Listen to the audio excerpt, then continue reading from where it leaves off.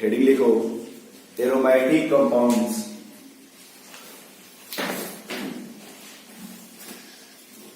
लिखो एरोमेटिसिटी।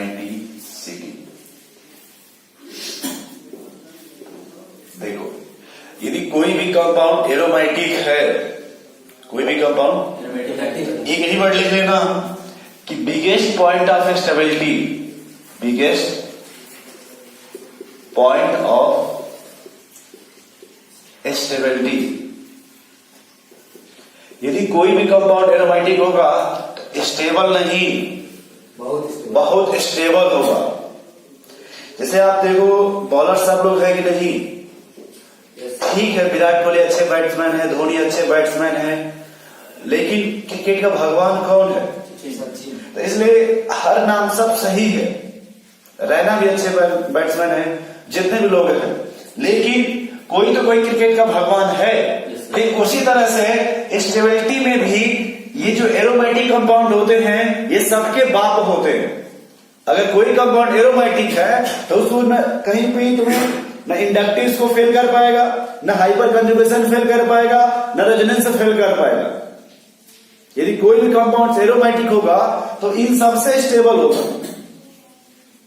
एक वर्ड फिर इसमें लिखो, those compounds which are aromatic, those compounds which are aromatic, aromatic they conserve their aromaticity. वो अपना क्या कंजर्व करना चाहते हैं? Aromaticity. And those close to aromatic, those close to aromatic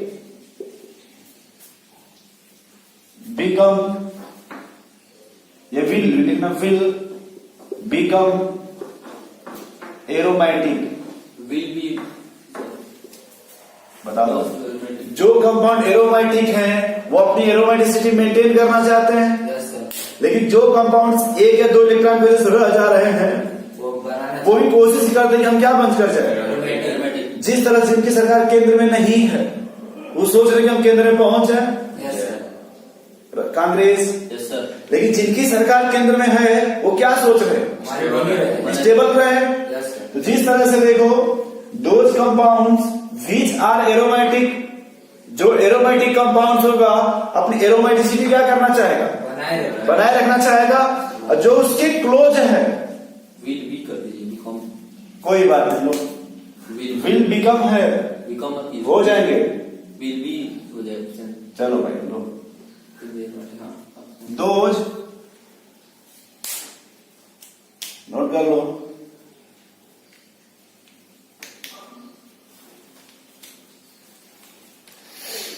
इतना समझ गए? एक ही वर्ड इसमें याद रखना कि कोई भी अगर कंपाउंड एरोमेटिक है तो बिगेस्ट पॉइंट ऑफ स्टेबिलिटी होता है। yes, sir. ठीक है। एक बात हमें आज तक समझ नहीं आया, आपको समझ आएगा बाद में बताइएगा। लोग कहते हैं कि ध्यान से इसको देखना, इस एग्जाम्पल को,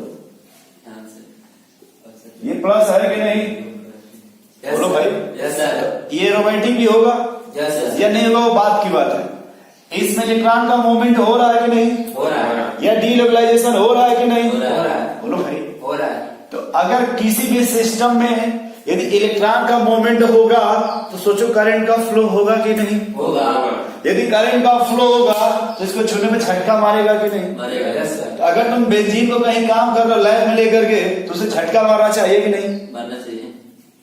ऐसे समझ समझ रहे हो? क्योंकि भाई बेंजीन में इलेक्ट्रॉन का डीलोकलाइजेशन होगा। yes, sir. और जब इलेक्ट्रॉन का डीलोकलाइजेशन होगा तो उसके रिवर्स करंट फ्लो करेगा। yes, yes, sir. और जब करंट फ्लो होगा तो आपको करंट मारना चाहिए। yes, sir. क्योंकि ऐसा होता है नहीं।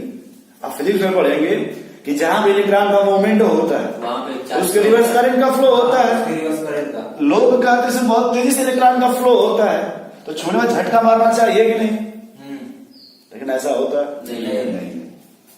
उसके पीछे क्या लॉजिक है छोड़ दो उसको।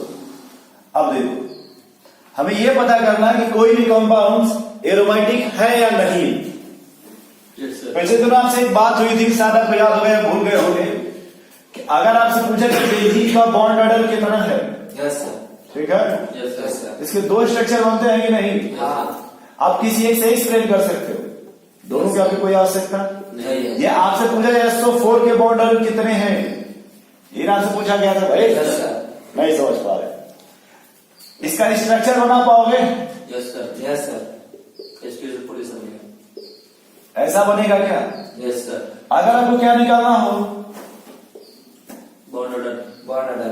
तो बस इतना लिखना, बस सिर्फ ये लिखो सिग्मा प्लस अपन सिग्मा। ये तुम फॉर्मूला कहीं भी लगा के देख लेना, फेल नहीं होगा। यदि कोई भी एरोमेटिक कंपाउंड है, यदि कोई भी एरोमेटिक कंपाउंड है, ध्यान से एरोमेटिक नहीं है, मतलब कोई भी रेजोनेटिंग कंपाउंड है जिसमें रेजोनेंस हो रहा है या कंजुगेशन हो रहा है। मेनली कहा जाए तो कंजुगेशन अच्छा रहेगा ना कि रेजोनेंस। या फिर से देखो बेंजीन है कि नहीं? Yes sir. तो ध्यान से देखो बेंजीन में कंजुगेशन हो रहा है, यस सर। तो बेंजीन में कार्बन कार्बन के बीच कंजुगेशन होता है कि कार्बन और हाइड्रोजन के बीच होता है? कार्बन। तो हम हमेशा कार्बन कार्बन को देखेंगे यस सर। भाई, जिसके बीच कंजुगेशन है उसे ना आप देखेंगे। Yes sir. जब कार्बन कार्बन के बीच कंजुगेशन है तो कार्बन कार्बन को देखेंगे। Yes sir. तो इस वजह बेंजीन में कितने सिग्मा है कार्बन कार्बन के बीच? सिग्मा 6 कार्बन 6 और पाई कितने हैं? 3। तो ये आप लिख सकते हैं क्या 6 + 3/6? Yes sir. 6 + 3/6 कितना आ जाएगा? 9/6 मतलब 1.5 बोल सकते हैं क्या? Yes sir. वही समझ से याद लगा सकते हो क्या? Yes, sir. कितने सिग्मा है? सिग्मा 4। तो 4 + 2 + 4। Yes sir. Yes sir. अरे ऐसे लिख सकते क्या 4 + 2/4? Yes sir. Yes sir. कितना आ गया? 6/4 मतलब 1.5। Yes sir. नहीं आया थोड़ा बहुत आ गया। उसमें भी लगा के देख लो क्लोराइड में, वही था ना ClO4। Yes sir. ये देखो जिसमें 7 बॉन्ड बनते थे, याद करो। Yes sir. देखो ऐसे थे कि नहीं है? Yes sir. कितने सिग्मा हो गए इसमें? इसमें से सिग्मा 1 2 3 4। और कितने पाई? 3। तो 4 3 कितना हो गया? 7। 7/4। हाँ हाँ 7/4। नहीं समझ पाए यस थोड़ा सर। बहुत। Yes sir. कैसे हो, और टाइम लगेगा आपको नहीं या कंफ्यूजन होगा बार बार? No sir. भाई हर तरीका में आपको लाजवाब तरीका बता दिया जाता है। लॉलीपॉप। ललन टॉप सब ये सब तरीके हैं, मिला देगा इसको, यस सर।